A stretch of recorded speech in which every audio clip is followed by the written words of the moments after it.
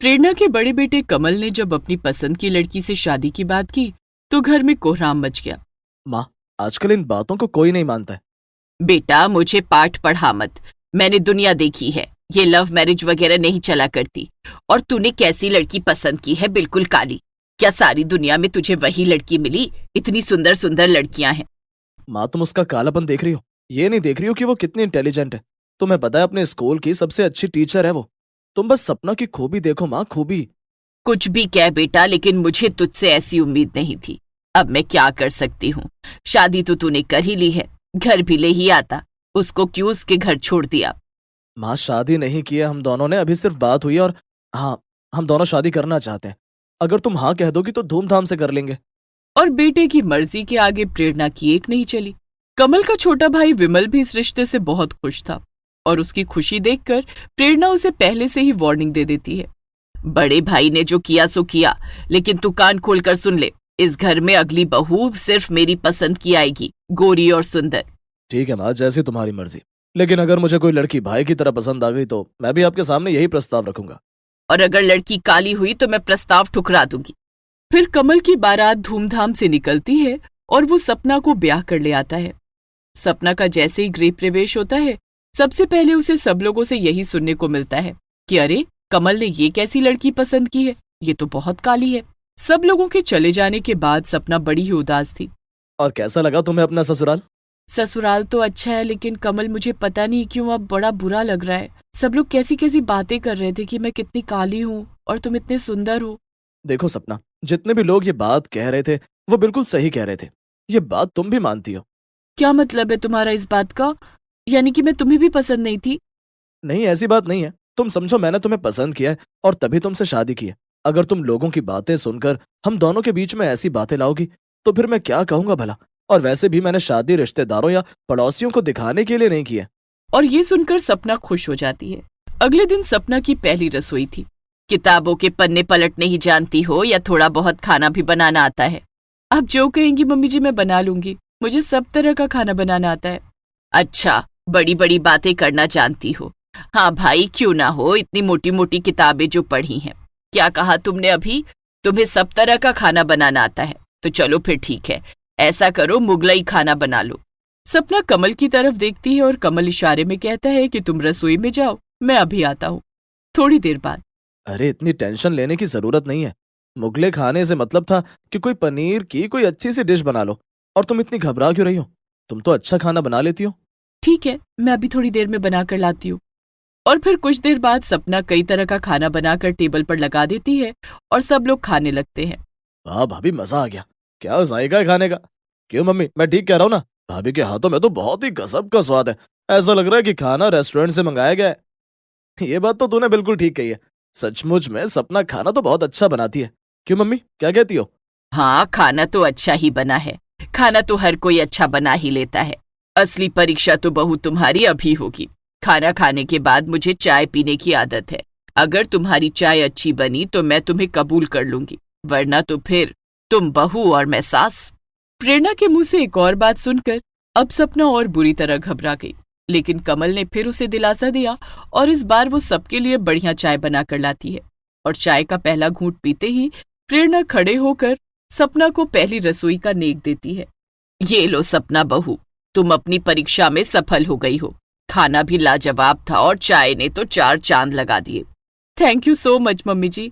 मेरे से कोई शिकायत हो तो मुझे ही कहना, क्योंकि अपनी गलतियों का सुधार भी मुझे ही करना है। वाह बहू वाह, ये बात कहकर तो तुमने सचमुच में मेरा दिल जीत लिया।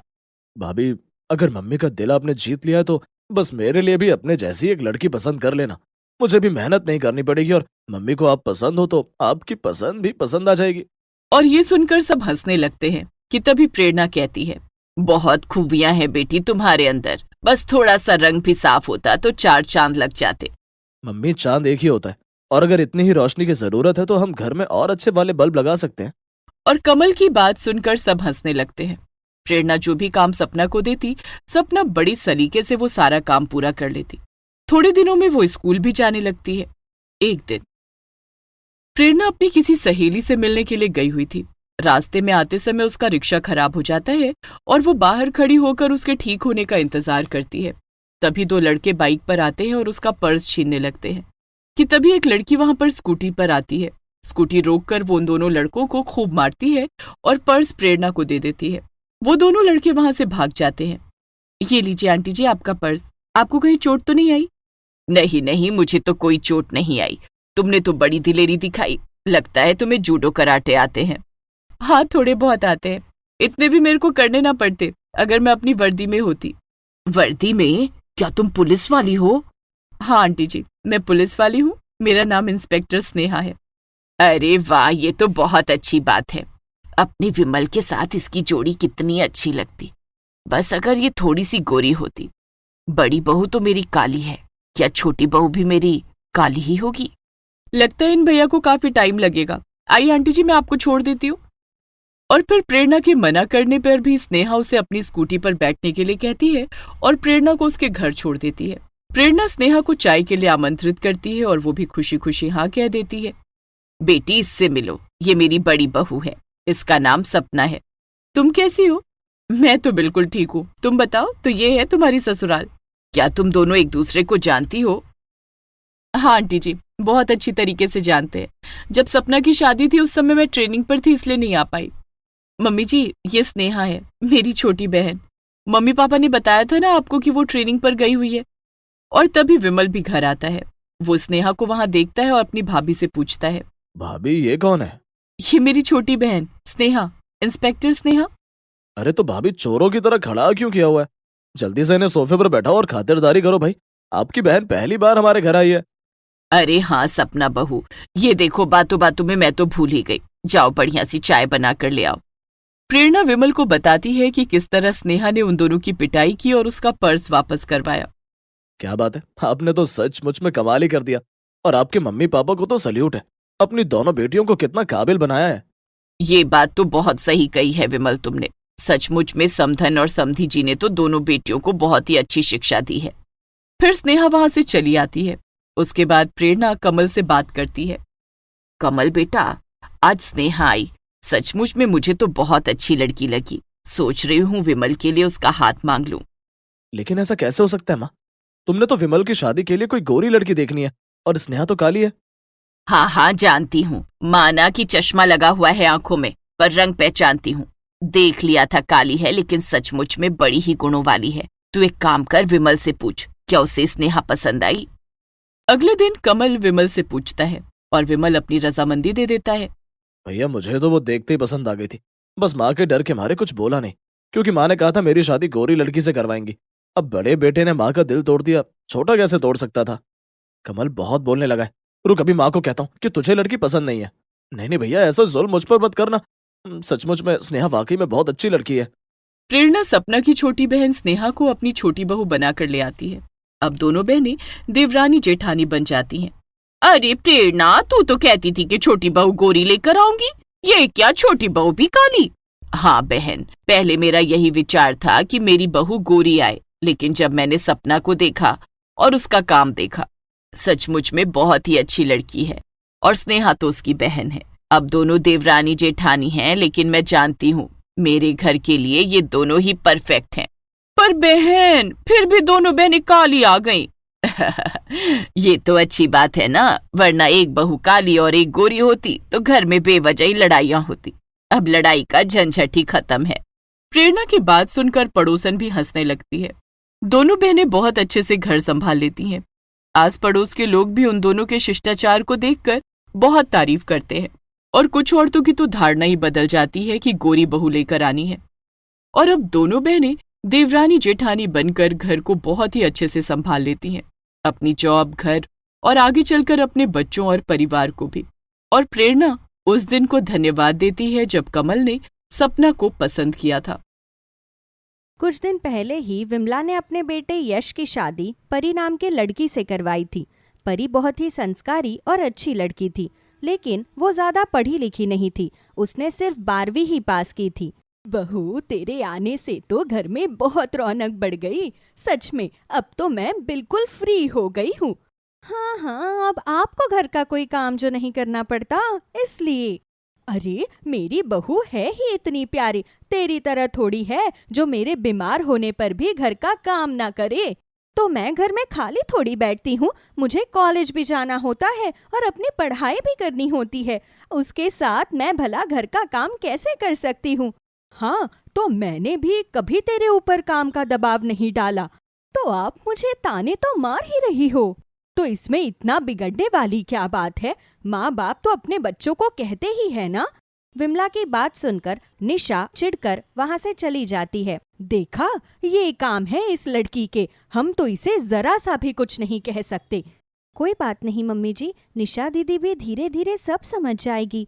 हाँ बहू, काश तुझे देखकर ही कुछ सीख जाए और इस नादान के अंदर थोड़ी समझ आ जाए। हाँ मम्मी जी, समय पर सब सही हो जाएगा। परी सबका बहुत ही अच्छे से ख्याल रखती थी और उसने घर को भी बखूबी संभाला हुआ था। वो विमला को घर का कोई काम नहीं करने देती थी।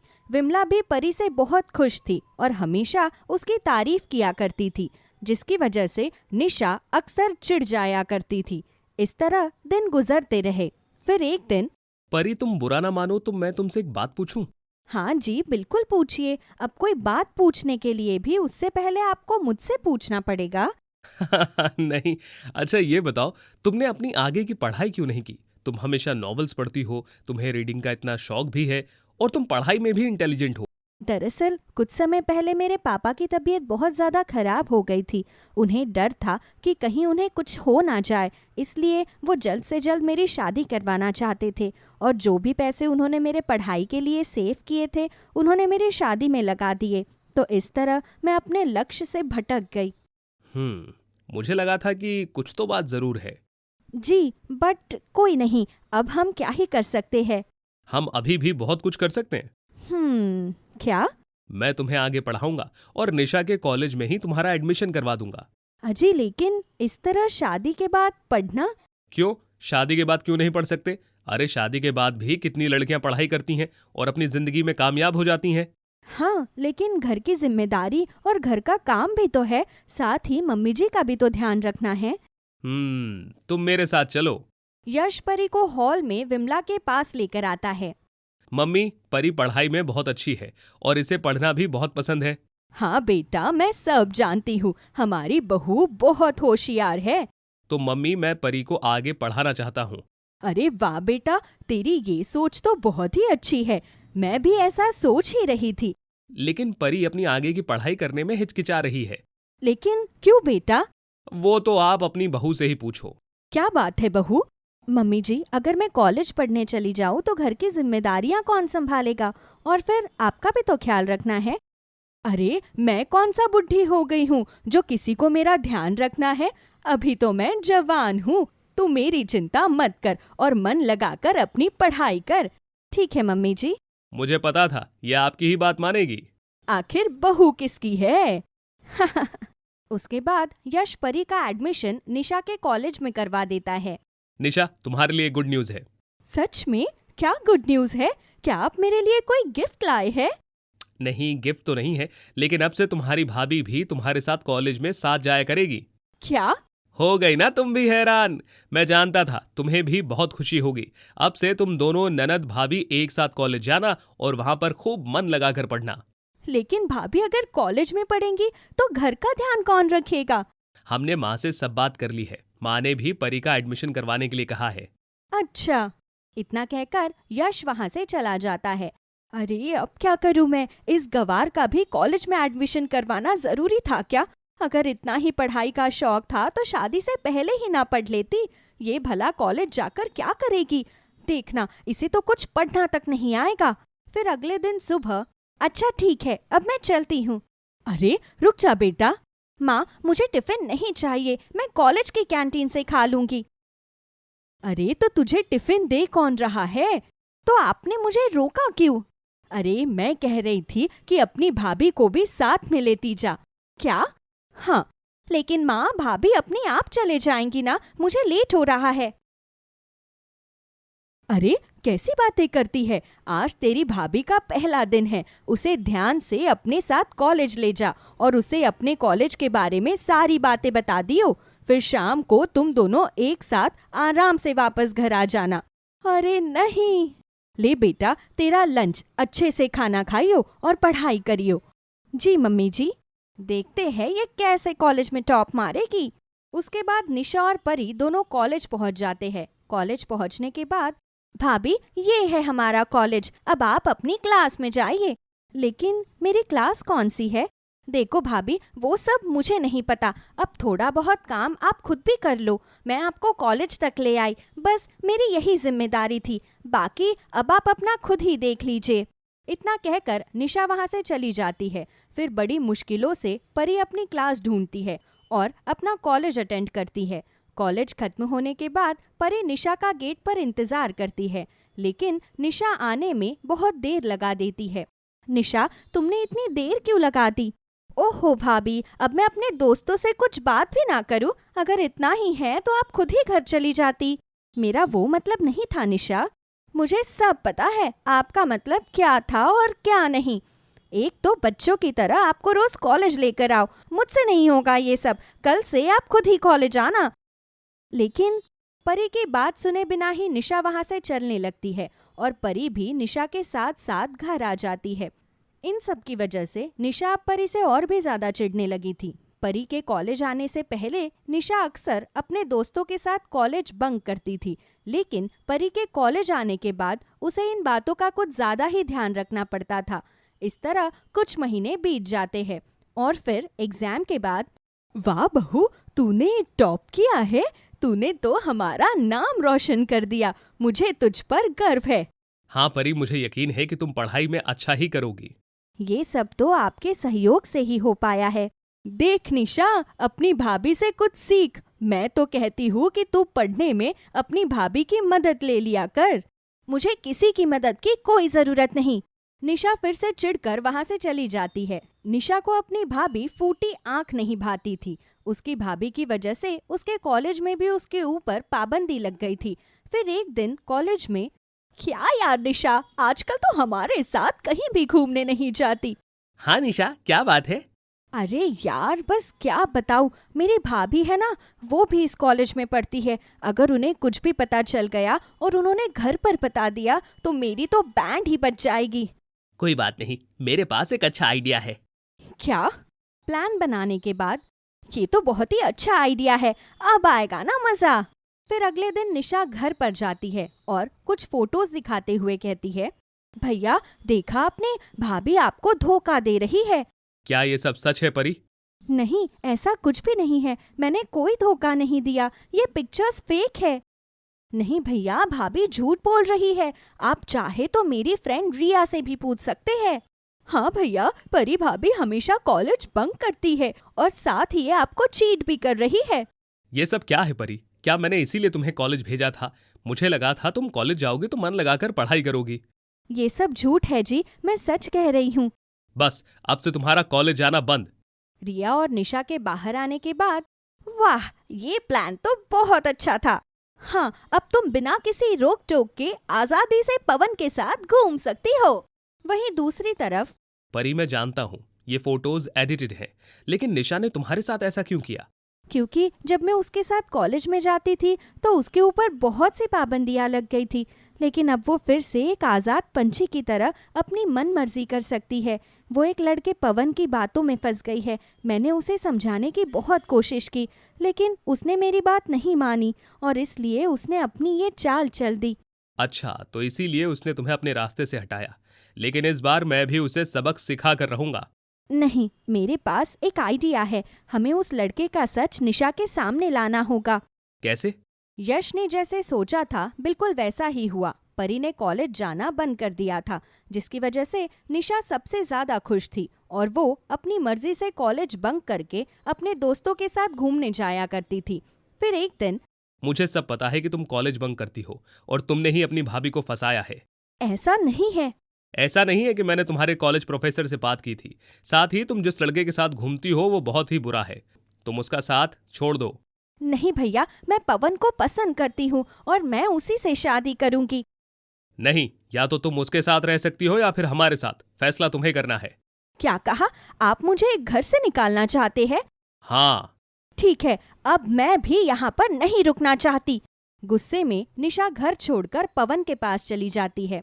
पवन, अब से मैं तुम्हारे साथ रहूंगी। भैया ने मुझे घर से निकाल दिया और हमें मेरे घर वालों की परमिशन लेने की भी कोई जरूरत नहीं। अब हम दोनों बिना किसी रुकावट के शादी कर सकते हैं। क्या कहा, शादी? हाँ पवन। तुमने सोचा भी कैसे कि मैं तुमसे शादी करूंगा? मैं तुमसे कोई शादी वादी नहीं करने वाला। मैं तो बस तुम्हारे साथ टाइम पास कर रहा था।